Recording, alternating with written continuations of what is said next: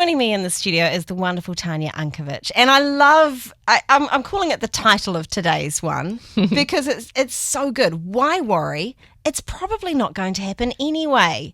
And that is the truth. Often when I look at all of my many worries in life, I look back and go, oh, that didn't actually happen. Why did I spend 3 a.m. in the morning toiling over this one? We do this a lot as humans, don't we? We sure do. So I'm going to invite everyone to put it on their wall. Type it out on your computer and put it on your wall or something. Why worry? Because it's probably not going to happen anyway. And have a think now. How many times have you wasted days or maybe even just minutes or hours worrying about something, making meaning about something, and you've got no evidence to back it up, actually? What did he think or what did she say? Why did she say that? What's going to happen?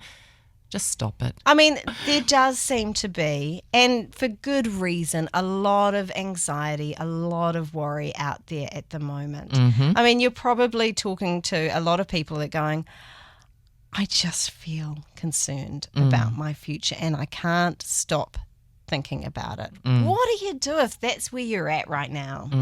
And it's for all of us. Our future is uncertain. These are uncertain times. However, what you do have control over is your mind and what you allow to go through your mind. What you do have an influence over is what is going to happen in your day. Okay. Instead of worrying about the future. I know it's important that we plan and we focus on what we want and all that sort of stuff, but chunk it down. Bring it down to 24 hours a day. And we talked about this last week too, Why get anxious about tomorrow? Focus on today. So that's your advice, is to actually say to yourself, today is what I'm going to think about. I'm going to plan for today because that's what I can do right now. That's my capacity. I mean, I'm going to also say, yep, you've got outcomes for the week, right? Especially if you're in a high-powered job or any job. If you're running your own business, you do have to have, what are my outcomes for the week? However, what often leads people into anxiety and overwhelm is panicking about everything I've got to do in the week. Right, yeah. So chunk it down. With that big outcome that I've got, what can I do today in order to step towards that outcome? What can I do today in order to ensure that I physically feel well? What sort of self-care can I partake in? What can I do today to ensure that I'm spiritually feeling calm? What can I do today to ensure that emotionally I feel strong and that I've got mastery of resilience today? So focus on today. And it won't feel so overwhelming. It's actually, I find when I am feeling a bit anxious, to focus in on those things actually it diverts my attention from things that I know I can't do anything about. Yeah. And it's actually quite rewarding to go, oh, I'm going to eat this thing today because I know it's healthy and it's going to give nutrition to my body. I'm going to go for that walk.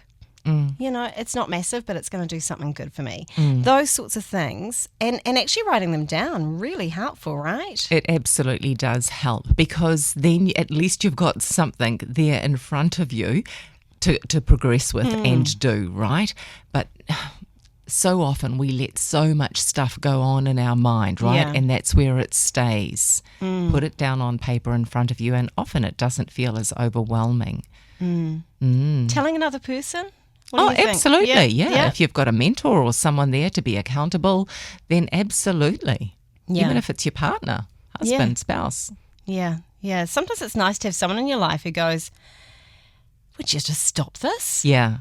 Sometimes there's someone, not kind of pandering to some of those fears that you might have. I find that quite helpful sometimes, because your own brain just goes in the cycle. Someone else can just sort of put a stop to that and say, just stop. Yeah, stop it. Just stop it. And that's where, sometimes we soften things for other people, don't we? We pander to them, as you say, and, oh, that's okay. Well, actually, sometimes you need someone to stand up for you and go, actually, that's not okay. Just stop it. Yeah. Yeah. And being that person for someone else too, it can be hard, because you want to be that friend and carer, but sometimes that person might just need you saying, stop worrying. Yes. And, often we enable people. If we're too soft with them, we enable them to stay in their pattern of thinking and behaviour. But get tough. Okay. Sometimes get tough. If you've got a friend who you feel is a bit soft, then just let them know. Yeah. So I think the idea of one day at a time is so very, very helpful. So maybe creating a to-do list, like you say, looking at spiritual outcomes, emotional outcomes, that kind of thing. And also not, ignoring the things that we need to do across the week as well, right? Absolutely. And sometimes when we create a to-do list, that list is really long, right? And we look at it and we go, oh my God, that is so long. And you get into a place of overwhelm. And what you do is you start doing all the easy stuff on the list, right? Absolutely, I do that, yeah. Yeah, absolutely. And that helps you to feel, oh, yes, I'm accomplished, I've got that done. But actually, is that getting you towards that big outcome that you really do need to do for work or for home? Maybe not. So only do the things on your list that are going to get you the outcome that you want. And that will help you with the overwhelm. That will help you with the worry that comes in at times, because we often wake up in the night going, oh my God, I've got so much to do. But how come? I was so busy today. But you were busy doing stuff that actually wasn't that important. Right. So taking on some of those tasks that do seem a little bit big and trying to finish them, right? So it's Start finishing. Start and finish them.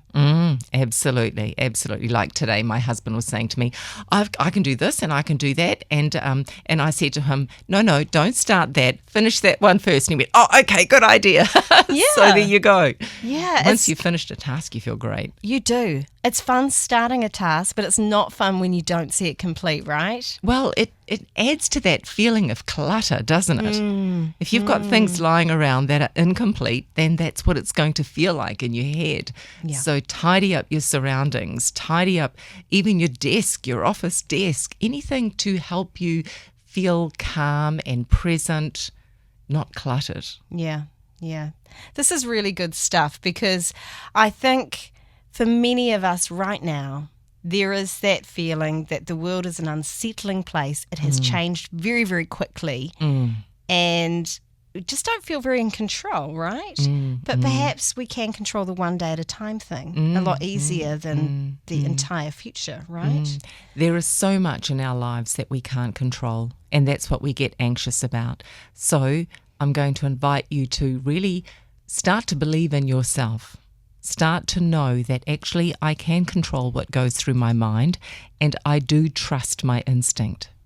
Once we start believing in ourselves, then we don't feel so out of control, because we can actually believe in ourselves. And taking it to God too, always good, right? 100%. Yeah. Tanya, thank you so much for joining me on the show today. You are so welcome. I mean, worry is a big thing, and it certainly is a big thing right now. If people would like to talk to you, maybe, Absolutely. How do they get a hold of you? Just go to my website, tanyaunkovich.com, or just Google me. I'm all over social media as well. So, yeah.